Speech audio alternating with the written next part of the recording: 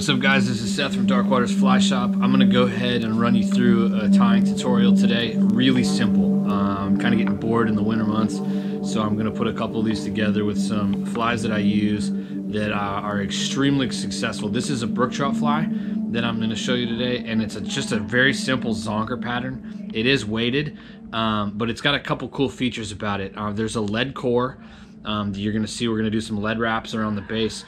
And the way this works is that when this thing gets wet and this zonker strip slicks back, and the profile that carries is essentially like that in the water. And what'll happen is this tail will flick, but because of the lead on the hook shank, this inverts. The hook point rides up so that it helps to keep you snag free if you're like swinging it along the bottom.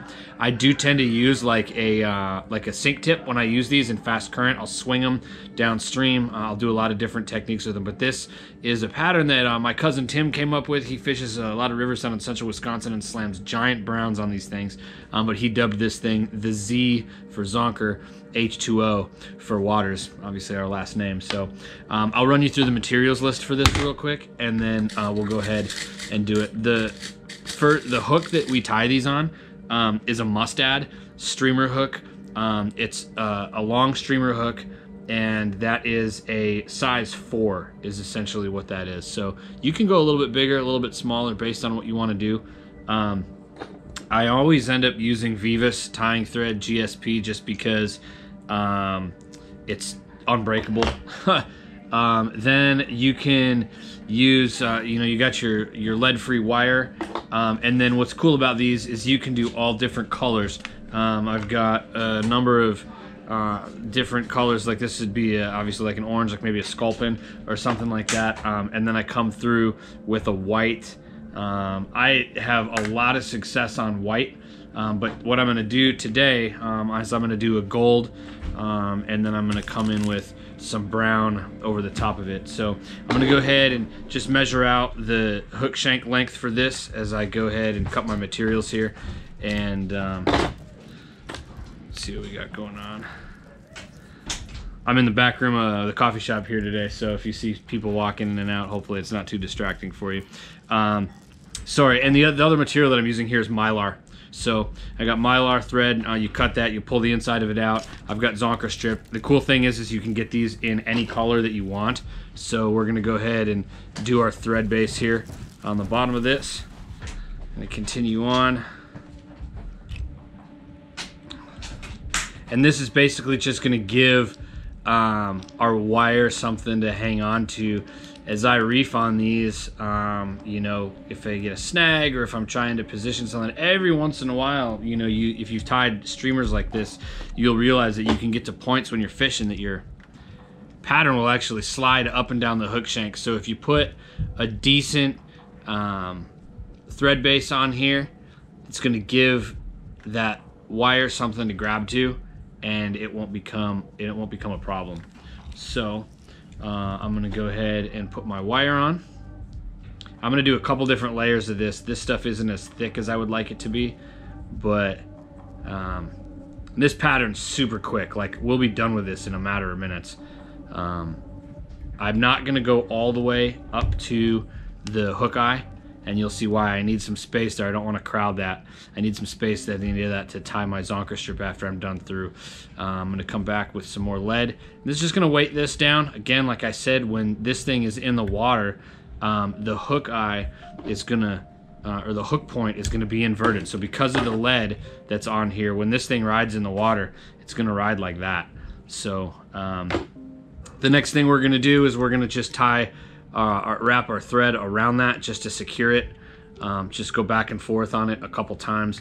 It doesn't like to stay in place if you don't do that, and sometimes even when you do, if you start reefing on this pattern on the hook shank, it'll move around. And so I like to just anchor that as much as I can.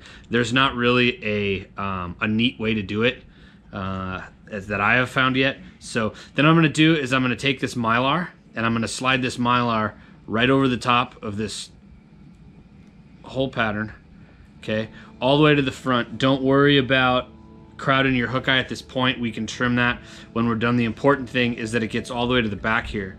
And so what I'm gonna do is I'm gonna cinch that down on the back with a number of very secure thread wraps.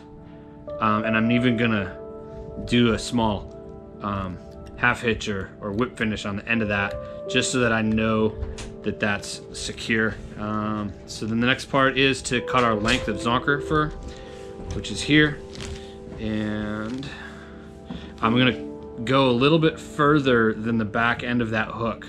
Okay, so I want a little bit of a tail on that thing. So I come up here, just measure that out. If you do a little bit more than is necessary, like a millimeter more, that's actually gonna put you in a little bit better spot by the time you end up finishing this. Now notice that I haven't come up to the end of this hook yet and secured that mylar. I'm not interested in doing that until the end. We're actually gonna tie this in the back here. We're gonna whip finish it off, we're gonna cut it, then we're gonna move it back up front, and we're gonna tie the mylar down, and then we're gonna put the zonker strip back in. So I'm gonna invert this. I'm gonna find out exactly where I need to be on my length here. All right, so the front of my strip is gonna come up there. I'm gonna mark the tie-in point here. So as I hold this up, all right, I'm realizing that it's gonna get tied in about right here, and I marked that spot on there. What I'm gonna do now is I'm actually going to poke this through, all right? I'm gonna remove the hook from the vise. I'm gonna slide that up all the way to the back there, all right? So it slid to the back of the hook. And then what I'm gonna do is I'm gonna put that hook back on the vise, and I'm gonna pull this zonker strip all the way up as far as I can to that mylar and that tie-in point right there. That's just an extra security measure for when you're tying this pattern. And then what I'm gonna do is I'm gonna split the hair right there. And what I'm doing is I'm opening up a tie-in point for this material. Sometimes it helps if you wet your fingers and you get that fur wet right there. I have not found an easy way to do this next step. It's a little bit of messing around, but what I'm gonna do is I'm gonna hold this here. I have this tie-in point, and I'm gonna take and just put a couple loose wraps around that, because I wanna get the position secure before I reef on that and put any pressure on it. Once I have it somewhat secure with those loose wraps, I'm gonna come in and I'm gonna do a couple more for good measure so that I know that that's really solid. We're gonna glue that spot at the end of this anyways with some UV resin. But now I'm gonna go ahead and I'm gonna whip finish that. This is the part that can sometimes be a little bit difficult because you're dealing with all of those stray fibers with that zonker strip. So I'm coming through here. I've tightened that down now. Pulling on that very secure.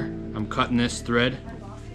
And once I have that secured, I'm gonna go ahead and I'm gonna move this zonker strip for back and work it the other way and work it over that tie-in point. All right, and now we're ready for the last two stages of this fly. All right, first things first, I'm gonna drop this down. I'm gonna put a couple loose thread wraps over the top of that mylar right toward the front. Right there. Okay, I'm gonna collect all that material and tie it in. And what I love about leaving that space at the front of the wire, when I put that lead wire on there, you can see now that I got a perfect spot to build that thread up right there, so that when I come in now with this zonker strip and I put it down, I can go right over the top of it. Comes very easy. That collects down and we're done. I mean, I'm gonna put some wraps on that, whip finish. We're gonna throw some UV resin on there and cure it very quickly. Couple dots there. Deer Creek laser diode curing. This thing will give you a headache if you see that light at all. It's ridiculous. I think it's so stinking bright. All right, flip her down. Come back to the end here. I do an extra dot on these.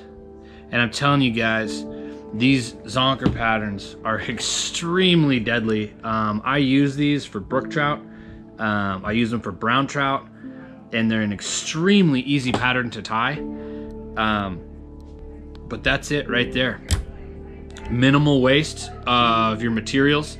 The cost to make these is extremely efficient. It doesn't take much, and that's your pattern right there. So when I tie that on, this rides down because of the weight. It'll sink in a fast current. If you need more, you can throw an extra sink tip on there, but that's it. And that mimics like a little bait fish in the water. Tie that on. You can go longer if you feel like it, but we swing these things, man. That gets wet, and I crush big brook trout in the spring on these. You can swing them all summer long. Browns come in and hammer them as well. Like I said, we do different colors, from gold and white to, I mean, we'll make all different colors, olive and black and purple, and I mean anything that you're chenille, anything that you're not chenille, but chartreuse, anything you're thinking there. So that's it. Enough rambling for me, but that's the ZH2O. Thanks to my cousin Tim for teaching me how to tie that. We're done.